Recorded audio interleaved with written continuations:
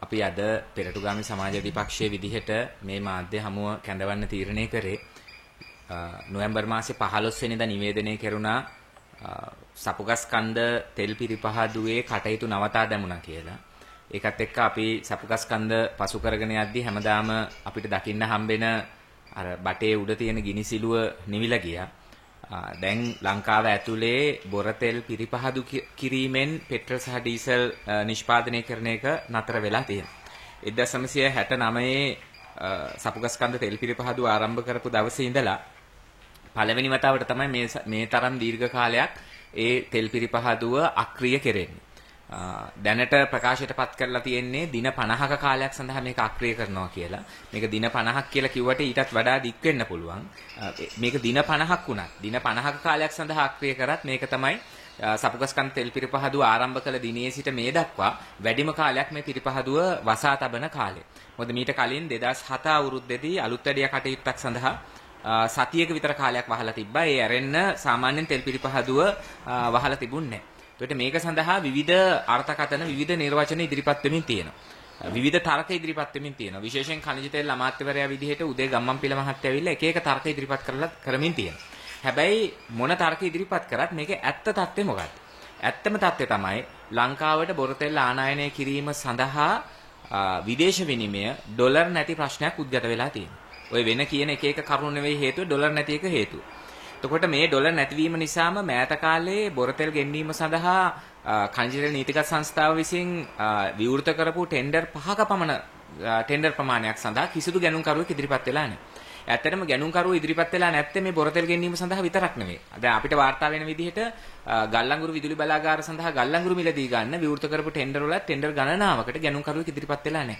ඒ නිසා ඉදිරියේදී විදුලි බලය අත්හිටුවීමේ අවදානමක් පවා තියෙනවා. විදුලි බලය ඉස්සරහට ගෙනියන්න බැරි අවදානමක් තියෙනවා. දැනට මේක යම් විදිහකට ආවරණය වෙලා තියෙන පසුගිය කාලේ ටිකක් තදින් වැසි ඇති වෙච්ච නිසා ජල විදුලි බලය නිෂ්පාදනය ටික කාලයක් යනකල් කරගෙන යන්න පුළුවන්. නමුත් ස්ථිර වශයෙන්ම ලබන අවුරුද්දේ මුල වෙද්දී පැය කිහිපයක් විදුලි බලය නැති වෙන තත්ත්වයක් පවා උද්ගත වෙන්න පුළුවන් තත්ත්වයක් තියෙනවා මේ ඩොලර් හිඟයත් එක්ක. නමුත් දැන් මේ ප්‍රශ්නේ ඇත්තට කියන්නේ නැහැ. මේක සම්බන්ධව ඇත්ත ප්‍රකාශ කරන්නේ නැහැ. පොහොරවලදීත් මෙහෙමමයි වුනේ. ඇත්තටම යූරියා ගෙන්වීම සඳහා ඩොලර් මිලියන් 400ක විතර මුදලක් අවශ්‍ය වෙලා තිබුණා. ඒ මුදල නැති නිසා යූරියා ගෙන එක නැවැත්තුවා. ඊට පස්සේ ඒකට වෙන ලොකු කතාවක් හැදුවා රසායනික ගොවිතැන, කාබනික ගොවිතැන, පරිසර විනාශය, සෞඛ්‍ය සම්පන්න ආහාර වල නිපදවීම වගේ මහ ලොකු කතාවක් හැදුවා. හැබැයි මේ කතා ඇතුලේ වසන් කරපු දේ තමයි පොහොර ටික ගේන්න ඩොලර් නැති නිසා තමයි පොහොර ගෙනාවේ නැත්තේ කියන එක. දැන් මේ khනිජ තෙල් නීතිගත සංස්ථාව සම්බන්ධ උද්ගත වෙලා තියෙන තත්ත්වෙත් ඒක. සපුගස්කන්ධ සම්බන්ධ උද්ගත වෙලා තියෙන තත්ත්වෙත් ඒක. සපුගස්කන්ධ නතර කරේ ඔය කියන ඊනියා ලාභ ගන්න ජාතික ආර්ථික හදන්න ඔය මොන කතාවකටවත් නෙවෙයි. මේක නැවැත්තුවේ ඩොලර් නැති නිසා. 2019 අවුරුද්ද වෙද්දී බොරතෙල් බැරල් එකක මිල සාමාන්‍යයෙන් වෙළඳපොලේ තිබුණේ සාමාන්‍ය මිල ඩොලර් 68.8. 2019 අවුරුද්දේ ලංකාවට බොරතෙල් ගෙන්වීම සඳහා ඩොලර් බිලියන් 3.677ක් වැය වෙලා තිබුණා. 2020 වෙද්දී බොරතෙල් බැරල් එක මිල ඩොලර් 45.57 දක්වා ඩොලර් 45ක් 757ක් දක්වා ඉහළ නැග්ගා. ඒකත් එක්ක නමුත් 2020 අවුරුද්දේදී මේ මිල අඩුවීමත් එක්ක ඒ කියන්නේ 2019 දී ඩොලර් 68.8 ඉඳලා 2020 දී ඩොලර් 45.57 දක්වා තෙල් මිල අඩුවීම නිසා ලංකාවට බොරතෙල් ගෙන්වීමේ වියදමත් ඩොලර් බිලියන් 2.325ක් දක්වා අඩු වුණා. 2021 අවුරුද්දේදී නැවත බොරතෙල් මිල ඉහළ යාම ආරම්භ වෙලා තියෙනවා. දැන් මේ වෙද්දී සාමාන්‍යයෙන් 2021 අවුරුද්දේ සාමාන්‍ය අගයේ තියෙන බොරතෙල් බැරල් එකක් ඩොලර් 70ක් විතර වෙනවා. නමුත් අද ගත්තට පස්සේ අද දවසේ මිල තියෙන බොරතෙල් බැරල් එකක් ඩොලර් 80.12ක් කියලා. ඩොලර් 80.712ක් විදිහට තමයි අද දවසේ මිල තියෙන්නේ. ඒ නිසා 2021 අවුරුද්දේදී සාමාන්‍යයෙන් බොරතෙල් ගෙන්වීම සඳහා ඩොලර් බිලියන් 4කට ආසන්න මුදලක් යයි කියලා විශ්වාස කරනවා. ඒත් දැන් ඇත්ත ප්‍රශ්නේ තියෙන්නේ මෙන්න මේ ඩොලර් බිලියන් 4 හොයාගන්න විදියක් නැහැ. ඒ නිසා තමයි සපුගස්කන්ධ තෙල් පිරිපහදුව කටයුතු නවත්තලා තියෙන්නේ. දැන් ඉදිරියේදී මේක තවත් වැඩි වෙන්න ඉඩ තියෙනවා. දැනට ලෝක වෙළඳපොලේ අනාවැකි කියලා තියෙන විදිහට ලබන අවුරුද්ද මුල වෙද්දී බොරතෙල් බැරල් එක ඩොලර් 100ට වගේ යන්න ඉඩ තියෙනවා. ලබන අවුරුද්ද අවසානයේ වෙනකොට මේක ඩොලර් 120 දක්වා ඉහළ යන්න ඉඩ තියෙනවා. ඒකට දැන් අද දවසේ ඩොලර් 80යි කියලා හිතුවොත් එහෙම 2022 අවසානයේ වෙනකොට මේක ඩොලර් 120ක් වගේ වෙනවා නම් 150ක විතර මිල වැඩිවීමක් වෙනවා බොරතෙල් බැරල් එකක් සඳහා. එතකොට ප්‍රශ්නේ තියෙන්නේ දැන් ඩොලර් නෑ කියලා බොරතෙල් ගෙන්වීම නවත්තලා තියෙනවා. හැබැයි මේ සඳහා දිගු කාලීන වැඩපිළිවෙලක් තිබ්බනම් කනිත තෙල් නීතිගත සංස්ථාවට දිගු කාලීන වැඩපිළිවෙලක් තිබුණා නම් රජයට සාමාන්‍යයෙන් මිල අඩු කාලෙදී විශේෂයෙන් 2020 අවුරුද්දේ විශාල මිල අඩුවක් තිබුණා බොරතෙල් වල. ඉවනම් බොරතෙල් ගෙනල්ලා ගබඩා කරගන්න තිබුණා. සාමාන්‍යයෙන් බෆර් ස්ටොක් එකක් තියාගන්න තිබුණා. බෆර් ස්ටොක් එකක් තබා ගැනීම සඳහා තෙල් ටැංකිත් තියෙනවා ලංකාවේ. මුතුරාජවලත් තෙල් ටැංකි තියෙනවා, ත්‍රිකුණාමලෙත් තෙල් ටැංකි තියෙනවා. සුළු අලුත් වැඩියාවකින් පස්සේ භාවිතා කළ හැකි මට්ටමට ගන්න පුළුවන් තෙල් ටැංකි 16ක් තියෙනවා ත්‍රිකුණාමලේ. එතකොට දැන් තියෙන්නේ ත්‍රිකුණාමලයේ තියෙන තෙල් ටැංකි ටිකත් කාට හරි විකුණලා දාන්න හදනවා මිසක ඒ තෙල් ටැංකි ටික පාවිච්චි කරලා මිල අඩු වෙන කාලෙට කොහොමද බෆර් ස්ටොක් එකක් තියාගන්නේ කියන එක සම්බන්ධ කොහොමද ඒ අතිරේක තොගයක් ඇනෝම් කරලා තියාගන්නේ කියන එක සම්බන්ධ කිසිම වැඩපිළිවෙලක් නැහැ. දැන් හදන්නේ එහෙම තෙල් ටැංකි ටික සුළු අලුත් වැඩියාවකින් යථා තත්ත්වයට ගේන්න පුළුවන් තෙල් ටැංකි ටික අලුත් වැඩියා කරලා ඒකේ තෙල් තොගයක් මිල අඩු කාලෙට ගෙනල්ලා තියාගන්න එක නෙමෙයි දැන් හදන්නේ ඒ තෙල් ටැංකි ටිකත් විකුණලා දාන්න.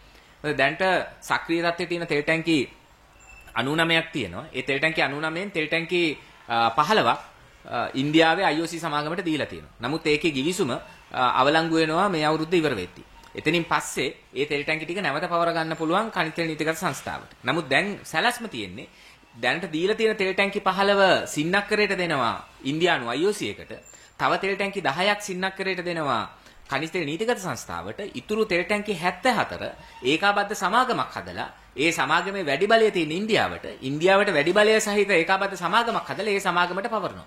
ඔන්න ඔය පැත්තට තමයි දැනට සාකච්ඡාව කෙරෙමින් යන්නේ. මේක යහපාලන ආණ්ඩුව කාලේ 2017 දිත් මේ යෝජනාව මෙහෙමම ගෙනල්ලා අරගල කරලා තමයි ඒක නතර කරගත්තේ. දැන් මේ ආණ්ඩුව ඒක ගෙනෙමින් තියෙනවා. පහුගිය දවස්වල අර ඉන්දියාවේ විදේශ අමාත්‍යාංශ ලේකම් හර්ෂවර්ධන් ශ්‍රින්ග්ලා ලංකාවට ආපු වෙලාවේ මේක සම්බන්ධ මූලික එකකතා ඇති කරගෙන තිබුණා. ඒක කොච්චරද කියනවා නම් හර්ෂවර්ධන් ශ්‍රින්ග්ලා ගිහිල්ලා තෙල් ටැංකි ඉස්සරහ ඉඳගෙන ඡායාරූපත් ගත්තා.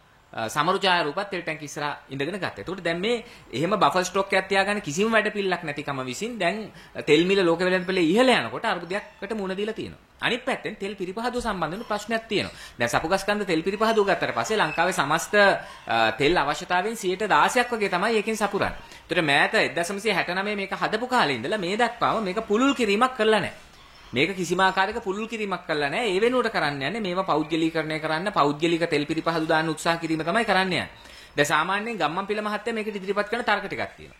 එකක් තමයි ඔහු කියන්නේ බොරතෙල් ගෙනාවට පස්සේ බොරතෙල් වලින් 40%ක් විතර තමයි ඩීසල් සහ පෙට්‍රල් හැදෙන්නේ. ඉතුරු 60%න් 60 අපත යනවා. දැන් මේක බොරුවක් ඇත්තට. මේක බොරුවක් ඇත්ත තමයි 40%ක් තමයි ඩීසල් සහ පෙට්‍රල් හැදෙන්නේ. හරියටම කිව්වොත් 46ක් වගේ.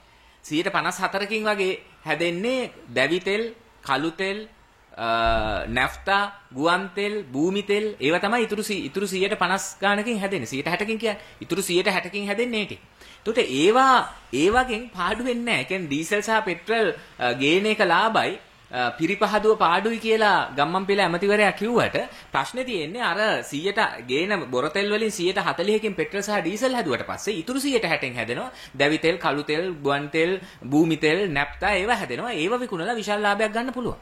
ඒවා විකුණලා විශාල ලාභයක් ගන්න පුළුවන්. 1976 අවුරුද්ද වෙද්දී ලංකාවට තෙල් ආනයනය කිරීම සඳහා යන සමස්ත වියදමෙන් 46ක් හෙව්වා. කනිජ තෙල් නීතිගත සංස්ථාව ওই සපුගස්කන්ධ තෙල් පිරිපහදුවේ නිකුත් වෙන අතුරුඵල ටික විකුණලා. අතුරුඵල විකිණීම හරහා දල වශයෙන් තෙල් වියදමෙන් භාගයක් විතර හෙව්වා. 1990 ගණන් වෙද්දී කියනවා ලංකාවට තෙල් ගෙන්නන්න යන වියදම සම්පූර්ණයෙන්ම වගේ පියවන්න පුළුවන්කම තිබුණයි කියලා අර නැව් තෙල්, ගුවන් තෙල් අංශ දෙක සහ මේ කියන අතුරු නිෂ්පාදනත් එක්ක. ඒකට දැන් ඒව සියල්ල එකින් එක විනාශ කරලා දැන් කියනවා මේක පාඩුයි කියලා. ඒක පාඩුයි කියලා කියන ප්‍රශ්නේ තියෙන්නේ එක කාලෙක මෙන්න මේ අතුරුඵල විකිණීම භූමි තෙල්, දැවි තෙල්, කළු තෙල් ආදී විකිණීම හරහා කනිජ තෙල් නීතිගත සංස්ථාව නැවතුනකුත් ගත්ත කාලයක් තිබුණා. නැවතුනක් සල්ලි දීලා ගත්තා. දැන් මෙතන ප්‍රශ්නේ තියෙන්නේ ඩොලර් නැති නිසා නම් ගෙන්නන්නේ නැත්තේ බොරතෙල් පිරිපහදුව ඩොලර් නැති නිසා නම් කරන්නේ නැත්තේ බොරතෙල් පිරිපහදුව කරන්නේ නැතුව බොරතෙල් ලංකාවට ගෙන්නන්නේ නැතුව ඩොලර් නැහැ කියලා භූමි තෙල් සහ මේ ඩීසල් සහ පෙට්‍රල් පිටරටින් ගෙන්නන්න පටන් ගත්තොත් එමේ ඒකට ඩොලර් තියෙනවා. මේක හරියටම මේ යූරියා පොහොර සම්බන්ධ ප්‍රශ්නේ වගේම. දැන් මුලින් ඩොලර් නැහැ කියලා යූරියා ගෙන්නන්න නැතුව හිටියා. ඊට පස්සේ කොම්පෝස්ට් ගෙන්නන්න උනා. කොම්පෝස්ට් ගෙන්නන්න ආයෙ ඩොලර් වීරම් කරන්න උනා. ඒක කොම්පෝස්ට් ගෙන්නනකොට කොම්පෝස්ට් වල පොටෑසියම් නැහැ. ඒ නිසා ආයෙ සල්ලි දීලා පොටෑසියම් ක්ලෝරයිඩ් ගේන්න උනා. ඊට පස්සේ ඒ ගෙනාපු කොම්පෝස්ට් වල නයිට්‍රජන් නැහැ. ඒ නිසා ආයෙ ඉන්දියාවෙන් සල්ලි දීලා නැනෝ නයිට්‍රජන් ගේන්න උනා. අවසානයේදී මහ විශාල විදේශ විනිමයක් ඇදිලා ගියා. දැන් මේක තවදුරටත් කරන්න බැරි තත්යකට ඇවිල්ලා තියෙනවා. මේ ප්‍රශ්නේම වෙනවා බොරතෙල් වලටත් අදාළ. ඒ කියන්නේ බොරතෙල් ගේන්නේ නැහැ ඩොලර් නැහැ කියලා. ඒතකොට ඩීසල් පෙට්‍රල් ගේන්න සල්ලි තියෙනවා. ඇත්තම ඩීසල් පෙට්‍රල් ගේන්න සල්ලි නැහැ. ඒක නිසා මේක වෙන්නේ නියමිත දේ තමයි ඉදිරියේදී විශාල ඉන්ධන හිඟයක් ඒමේ අවදානමක් තියෙනවා. දැනට තියෙන ටිකෙන් දුවනවා. නමුත් ඉන්ධන හිඟයක් ඒමේ අවදානමක් තියෙනවා. අනිත් ප්‍රශ්නේ තමයි දැන් මේ අතුරු නිෂ්පාදන වලින් තමයි සමහර කර්මාන්තශාලා දුවන්නේ. දැන් උදාහරණයක් විදිහට කර්මාන්තශාලා සඳහා අවශ්‍ය දැවිතෙල් ලංකාවට අවශ්‍ය දැවිතෙල් ප්‍රමාණය සපුගස්කන්ධ තමයි නිෂ්පාදනය කරේ. තෙල් පිරිපහදුව නතර වීමත් එක්ක ඒක සම්පූර්ණ නතර වෙනවා. ඒ විතරක් නෙමෙයි විදුලි බල මණ්ඩලයේ විදුලි බලාගාරවල බොයිලර් වලට අවශ්‍ය කළු තෙල් නිෂ්පාදනය කරේ සපුගස්කන්ධ තෙල් පිරිපහදුව.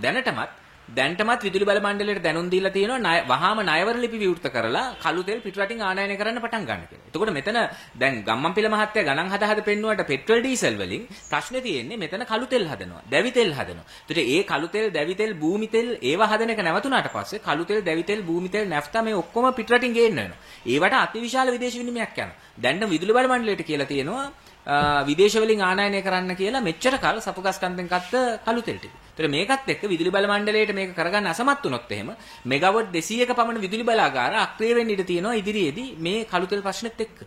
ඉතින් එහෙම වුණොත් එහෙම අර ගල්ලංගුරු ප්‍රශ්නේ උඩට මේකත් ආවට පස්සේ විදුලි බලය සම්බන්ධ ඊටම බරපතල ප්‍රශ්නයක් ඇති වෙන්න නියමිතයි.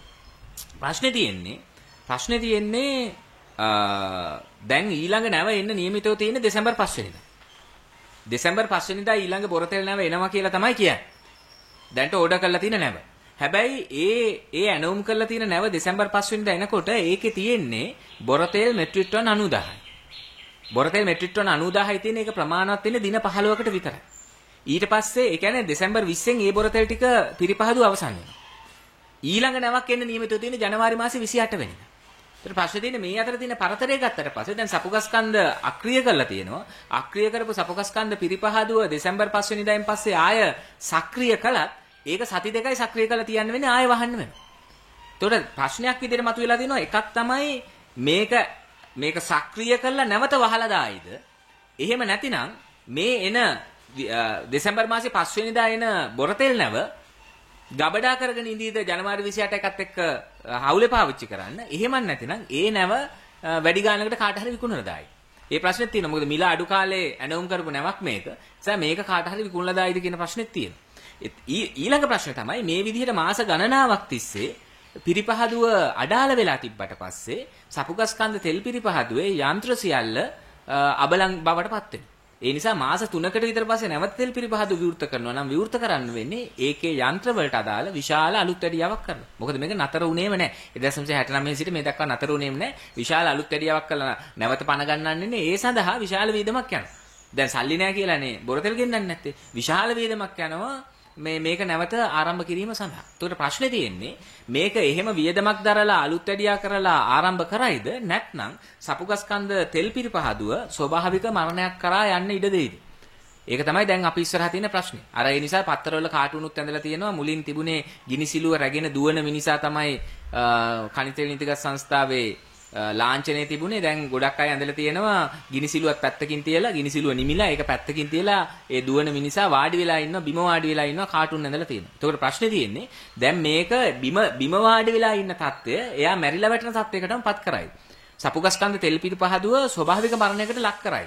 ඒ ලක් කරනවා නම් ඒකට අදාළ සැලැස්ම මොකක්ද? මැයි මාසේ 25 වෙනිදා කැබිනට් මාධ්‍ය හමුවේදී khනිජ තෙල් පිළිබඳ ඇමති උදේ ගම්මන්පිල කිව්වා ලංකාවේ විශාල තෙල් පිරිපහදුවක් ආරම්භ කරනවා. ඒක ලංකාවේ විශාලතම තෙල් පිරිපහදුව කිව්වා බැරල් ලක්ෂයක ධාරිතාවක් සහිත තෙල් පිරිපහදුවක් කිව්වා ඩොලර් මිලියන් 3000ක ආයෝජනයක් එනවා කිව්වා ලංකාවට ඒ පිරිපහදුව හදන්න. ඒකට ඒ ආයෝජනය සඳහා ඇමරිකානු සමාගමක් සහ සිනෝපෙක් කියන චීන සමාගම ඉදිරිපත් වෙලා තියෙනවා කියලත් එක එක ආරංචි ගියා. ඇමරිකන් සමාගමට මේක හම්බන්තොට මිරිජ්ජවිල ප්‍රදේශයේ ඉදිකිරීම සඳහා අනුමැතිය දුන්නා කියලත් ආරංචියක් ගියා. ඒ අතර පත්‍ර වාර්තා කරලා තිබුණා සිනෝපෙක් ආයතනයට සිනෝපෙක් කියන චීන සමාගමට සපුගස්කන්ධෙම තෙල් පිරිපහදුවක් ආරම්භ කරන්න දෙනවා කියලා. එතකොට දැන් එදා උදේගම්මන්පිල මොකද කිව්වේ? එදා ඌ කිව්වේ මේකේ ධාරිතාව මැදි සපුගස්කන්ධේ ධාරිතාව ඉහළ නංවන්න ඕන. දැන්ට සපුගස්කන්ධේ දෛනික ධාරිතාව තියෙන බැරල් 38000යි මේක බැරල් 45000ට ඉහළ නංවන්න ඕන. ඒක කරන්න නම් අලුතෙන් පිරිපහදුවක් හදන්න ඕන. අලුතෙන් පිරිපහදුවක් හදන්න රජයට සල්ලි නැති නිසා විදේශ ආයෝජකයෙක් ගෙන්න ගන්න ඕන. ඕක තමයි කියපු කතාව. හැබැයි ඒකට පවතින නීතිය බාධාකාරයි. පවතින නීතියට අනුව ඛනිජ තෙල් පිරිපහදුව සඳහා හෝ ඛනිජ තෙල් ආනයනය සඳහා හෝ ඛනිජ තෙල් ගබඩා කිරීම හෝ බෙදා හැරීම සඳහා රජය හැර වෙන කිසි කෙනෙක් මැදිහත් කරන්න බෑ. 1961 අංක 28 දරන ඛනිජ තෙල් නීතිගත සංස්ථා පනතට අනුව ලංකාවට ඛනිජ තෙල් ආනයනය, බොර තෙල් ආනයනය කරොත් ඒවා පිරිපහදුව ගබඩා කිරීම සහ බෙදා හැරීම සම්බන්ධ පූර්ණ ඒකාධිකාරය තියෙන රජය. මේ අය උත්සාහ කරා පනත වෙනස් කරන්න. දැන් මේ 25 වෙනිදා කැබිනට් මාධ්‍ය හමුවේදී කියන්නේ මේ පනත සංශෝධනය කරන්න නියමිතයි කියලා. එතකොට මේ පනත සංශෝධනය කරලා ඇමතිවරයාට පූර්ණ බලතල දෙනවා ලංකාවට ඛනිජ තෙල් ආනයනය, ඛනිජ තෙල් පිරිපහදුව වගේ දේවල් පෞද්ගලීකරණය කිරීම සඳහා. ඒවා පෞද්ගලික සමාගම් වලට දීම සම්බන්ධ පූර්ණ බලයක් ඇමතිවරයාට ලබා දෙනවා අලුතෙන් කියන ඔය කියන පනත සංශෝධනය. එතකොට මේකේ ප්‍රශ්න ගණනාවක් මතුවෙනවා. එකක් තමයි දැන් අපිට පේනවා සපුගස් කන්ද දුවා ගන්න තරම්වත් බොර තෙල් නැහැ. ඒ නිසා සපුගස් කන්දත් වහලා. සපුගස් කන්දත් තෙල් නැතුව වහන තත්වයක් තියෙද්දි නොවැම්බර් මාසේ වෙද්දි සපුගස් කන්දත් වහන තත්වයක් තියෙද්දි ජුනි මාසේ වෙද්දි ආණ්ඩුව කොහොමද තීරණය කරන්නේ මේකේ ධාරිතාව වැඩි කිරීම සඳහා අලුත් පිරිපහදුවකුත් හදනවා කියලා. ඒ නොවැම්බර් මාසේ මෙහෙම එකක් වෙනවා කියලාවත් දැනගෙන හිටියේ නැත්te. සපුගස් කන්ද දුවා ගන්නවත් බොර තෙල් නැතුව අලුත් පිරිපහදුවක් හදලා දුවන්නේ කොහොමද? මේක හරියට සමානයි අර මන්නාරමේ ගෑස් නිදි තියෙනවා කී කෑ ගැහුවා. ඒකට අදාළ පනතකුත් සම්මත කරා. සම්මත කරලා උදේගම්මන් පිළ කට ඇරියොත් කියන්නේ මන්නාරමේ තියෙන ගෑස් කියන්නේ. ඕවනම් මෙහෙමයි. අපි 1961 ඉඳලා ඔක අහන්නේ. අපි ඉපදිලත් නැහැ ඔක මුලින්ම කියද්දි. 1961 දී ටීබී ළඟරත්න තමයි කිව්වේ මේ මන්නාරමේ ගෑස් නිදි තියෙනවා කියලා. ඊට පස්සේ පේසාලේ තෙල් තියෙනවා කියලා 70 ගණන් වල උඩ පැන්නා. හැමදාම ඔක කී හිටියා. අපි කියන්නේ ඔය ගෑස් තියෙනවා කියලා. ස්වභාවික ගෑස් දැන්ට තියෙන විදිහට සුළු ප්‍රමාණයක් තියෙනවා. ඒක අපිට අපනයන සඳහා ප්‍රමාණවත් නැහැ. නමුත් ලංකාවේ අවශ්‍යතාව සඳහා ඒ ස්වභාවික වායුව නැචරල් ගෑස් ප්‍රමාණවත් කියලා කියනවා. එතකොට ප්‍රශ්නේ තියෙන්නේ දැන් මන්නාරමේ ස්වභාවික වායුව තියෙනවා. ඒ ස්වභාවික වායුව ගොඩ ගැනීම සඳහා මහා ව්‍යාපෘතියක් යනවා කියලා කියන ගමන් ලංකාවේ විදුලි බල මණ්ඩලයට අදාළ ද්‍රවීකృత ස්වභාවික වායුව ගෙන්වීමේ සම්පූර්ණ ඒකාධිකාර බලය නිව් ෆෝර්ට්‍රස් එනර්ජි කියලා ඇමරිකන් සමාගමකට දෙනවා. ඒක හරි පරස්පරයි. එක පැත්තකින් කියනවා ස්වභාවික වායුව තියෙනවා ඒවා ගොඩ අරගෙන ඒකෙන් මේකේ සුරලෝකයක් මවනවා කියලා. අනික් පැත්තෙන් ලංකාවට ස්වභාවික ද්‍රවීකృత ස්වභාවික වායුව එහෙම නැත්නම් LNG ආනයනය කිරීමේ පූර්ණ ඒකාධිකාර බලය නිව් ෆෝර්ට්‍රස් එනර්ජි කියන ඇමරිකන් සමාගමකට පවරලා මහරය මධ්‍යම රාත්‍රියේ වවුල්ලුයි බකමූන්නුයි විතරක් ඇහැරගෙන ඉන්න මිනිස්සු නිදි වෙලාවේ හොර කිවිසුම් අස්සම් කරනවා. ඒ වැඩේම තමයි මේකෙත් සිද්ධ වෙන්නේ. එක පැත්තකින් ඛනිජ තෙල් නීතිගත සංස්ථා පනත වෙනස් කරන්න යනවා 1961 අංක 28 දරන පනත වෙනස් කරන්න යනවා දැන්ට පිරිපහදුව මදි පිරිපහදුව පුලුල් කරන්න පෞද්ගලික අංශයට ඉඩ දෙන්න ඕනේ කියලා පනත වෙනස් කරන්න යනවා. හැබැයි පනත වෙනස් කරන්න යන්නේ මේ තියෙන පිරිපහදුවවත් ක්‍රියාත්මක කරගන්න තෙල් නැති තත්ත්වයක් ඇතුලේ. එතකොට මේ සූදානම් වෙන්නේ සපුගස් කන්ද තෙල් පිරිපහදුව ස්වභාවික මරණයකට ලක් කළා චීන සමාගම් වලට සහ ඇමරිකානු සමාගම් වලට ලංකාවේ තෙල් පිරිපහදුව සම්බන්ධ පූර්ණ ඒකාධිකාර බලය ලබා දීලා ඊට පස්සේ මේ ඒකට අදාළව මේ පනතත් වෙනස් කරන්නද මේ යන්නේ. ඒ කියන්නේ ලංකාවට අදාළ තෙල් පිරිපහදුව කියන එකත් පෞද්ගලීකරණය කරන්නද මේ යන්නේ. ඒකට ආණ්ඩුවේ දැක්ම හරි පැහැදිලි. ආණ්ඩුව අර විකුණපු මහජන දේපලත් නැවත පවර ගන්නවා කියලා බලයට ආපු ආණ්ඩුවක් දැන් ඔක්කොම විකුණගෙන යනවා. සියල්ල විකුණනවා. කොළඹ වරාය බටහිර ජැටියත් විකුණනවා, කෙරවල පිටිය බලාගාරෙත් විකුණනවා, ඒකට අදාළ පාවෙන තෙල් ගබඩා සංකීර්ණය සහ නල පද්ධතියත් විකුණනවා, LNG ගෙන්නන ඒකාධිකාරයත් විකුණනවා, ත්‍රිකුණාමලයේ තෙල් ටැංකි ටිකත් විකුණනවා, කංකාසන්තුරේ වරායත් විකුණනවා, පලාලි ගුවන්තොටුපළත් විකුණනවා, අර සෙලෙන්ඩිවා කියන සමාගම හදලා කොළඹ නගරේ තියෙන වටිනා ඉඩම් ගොඩනැගිලි, හිල්ටන් හෝටලය මේ ඊට පස්සේ තැපල් කාර්යාල ගොඩනැගිල්ල විදේශ අමාත්‍යාංශ ගොඩනැගිල්ල ගෆූර් බිල්ඩින් එක මේ සීනෝ රවන්හල වෝටර්ස් එජ් හෝටලය මේ සියල්ල යෝක් බිල්ඩින් එක මේ ඔක්කොම විකුණනවා. මේ සියල්ල විකුණන අතර දැන් මේගොල්ලෝ හිතලා තියෙනවා ඛනිජ තෙල් සම්බන්ධ ප්‍රශ්නෙට උත්තරයක් කියලා මේක වෙළඳපොළට බාර දෙන්නේ. ඒ ඇවිල්ලා අත පිහදා ගන්න. දැන් බොර තෙල් ටික ගෙනල්ලා පිරිපහදු කරලා පෙට්‍රල් ඩීසල් ටික හදලා දැවි තෙල් කළු තෙල් භූමි තෙල් ටික හදලා ඒකේ රටේ අවශ්‍යතාවය සම්පූර්ණ කරගන්න තත්ත්වයේ වෙනුවට දැන් අත පිහදා ගන්න කරන දේ තමයි මේක බාර දෙනවා වෙළඳපොළට. මේක කරන්න පෞද්ගලික සමාගම් කියලා බාර දෙනවා. මේකෙදී ආණ්ඩුවේ ඉන්න අදහස හරි පැහැදිලි. මොකද ගෑස් වල වෙච්ච එක හිතන්නේ. ගෑස් වල මොකද උනේ? ගෑස් මිල වැඩි වුණා. ගෑස් මිල වැඩි වෙද්දී ඒකට අදාළ විවේචනය ආවේ නැහැ සමාජයෙන් ආණ්ඩුවට.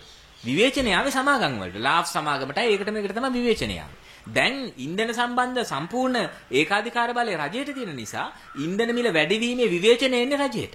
ඒ නිසා දැන් මේගොල්ලෝ හිතනවා මේක පෞද්ගලික අංශයට දීලා අත පිහදා ගන්න පුළුවන් කියලා. හැබැයි පෞද්ගලික අංශයට මේක දීලා විවේචනයේ සමාගම් වලට යනවා කිව්වට මොකද්ද ඇත්තටම වෙන්නේ? මෙතන ප්‍රශ්නේ විවේචනයේ ප්‍රශ්නේ නෙමෙයි. දැන් ආණ්ඩුව හිතනවා නම් ඩොලර් නැහැ. ඩොලර් නැති නිසා බොරතෙල් ගෙන්නන්න විදිහක් නැහැ. බොරතෙල් ගෙන්නන්න විදිහක් නැති නිසා මේක පෞද්ගලික සමාගම් වලට දීලා මේක ඒකාධිකාර සමාගම් වලට දීලා ඒක හරහා ඩොලර් ප්‍රශ්න විසඳ ගන්නවා කියලා මේකෙන් ඩොලර් ප්‍රශ්න විසඳෙන්නේ නැහැ.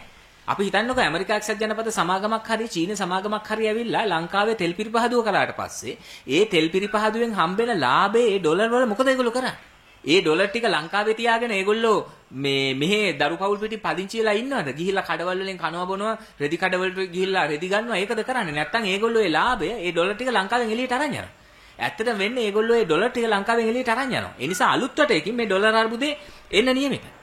ඊට අමතරව අලුත් අර්බුදයක් එන්න නියමිතයි. මේක කිසිම මිල පාලනයක් නැතුව අර ගෑස් වල කිරිපිටි වල හැම එකේම වුණා වගේ හාල් මෝල් කාර්යයන්ගේ ඒකාධිකාරය නිසා හාල් වලට වුණා වගේ කිසිම මිල පාලනයක් නැතුව මේක අධික ලෙස ඉන්ධන මිල වරින් වර ඉහළ යන්නත් ඉඩ තියෙනවා. ජනතා පීඩාවටපත් වෙන්නත් ඉඩ තියෙනවා. එතකොට ඊටාම බරපතල ප්‍රශ්නයක් මේ සපුගස්කන්ධ තෙල් පිරිපහදුව වසා දැමීම හරහා මතුවෙනවා. මේ ප්‍රශ්නේ සපුගස්කන්ධ තෙල් පිරිපහදුවට විතරක් අදාළ එකක් නෙවෙයි. ඒ ප්‍රශ්නය විදුලි බල නිෂ්පාදනය, ලංකාවේ ඉන්ධන පිළිබඳ ක්ෂේත්‍රය, ලංකාවේ බලශක්ති ස්වෛරීත්වය සම්බන්ධ සම්පූර්ණ බලශක්ති ස්වාධිකාරය සම්බන්ධ බලශක්ති ක්ෂේත්‍රයේ ස්වාධීනත්වය සම්බන්ධ අර්බුදයක් බවට පත් වෙලා තියෙනවා. ඒක නැවත බැඳිලා තියෙනවා. දේශපාලන ස්වෛරීභාවය සම්බන්ධ ප්‍රශ්නෙත් එක්ක ඒක නැවත බැඳිලා තියෙනවා.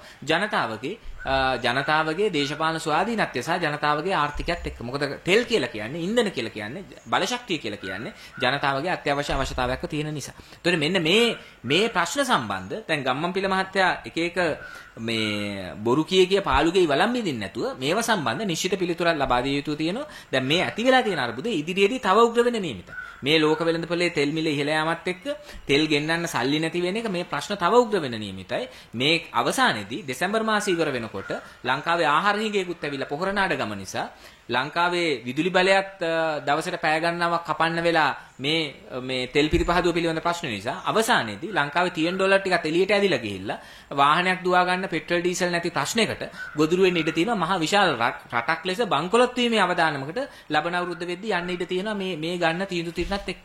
එතකොට මේක එක පැත්තකින් දිගු කාලින වැඩපිළිවෙලක් නැති එක, අනිත් පැත්තෙන් කෙටි කාලීනව එනේන වෙලාවට එනේන හැටියට ගහවුළු අස්සා කියලා වැල යන පැත්තට මැස්ස බඳිනවා වගේ එනේන වෙලාවට මොනවා හරි කරන එක. දැන් ඒව විසින් දැවැන්ත අර්බුදයක් ජනිත කරලා තියෙනවා. මේ අර්බුදය මේ පද්ධතියම මේ මුළු පද්ධතියෙම අභ්‍යන්තර අර්බුදයක් එක්ක ගැට ගැහිලා තියෙනවා. ඒ නිසා khනිජ තෙල් ක්ෂේත්‍රය විතරක් වෙනම අරගෙන විසඳන්න බෑ. ඒක සියල්ල මඩ ගොඩක් වලටපත් වෙලා තියෙද්දි මඩෙන් පිපුණු මඩ නොගෑවි ඉන්න නෙළුම වගේ තියෙන්නේ khනිජ තෙල් නීතික සංස්ථාව විතරක්. ඒ නිසා ඒකත් විනාශ වෙන්න නියමිතයි. ඒකත් වෙළඳපොළ බලවේග වලට යට වෙන්න නියමිතයි. ඒකත් පෞද්ගලීකරණය වෙන්න නියමිතයි. ඒක හරහා ජනතාවගේ ආර්ථිකයේ අවම අයිතිවාසිකම් පවා අහිමි වෙන්න නියමිතයි. නිසා අපි ජනතාවගෙන් ඉල්ලනවා මෙන්න මේ தත්ත්වය සැලකිල්ලට අරගෙන මේක වෙනස් කිරීම සඳහා වන ජන මතයක්, ජන බලයක් ගොඩනැගීමට පෙරට එන්න කියලා.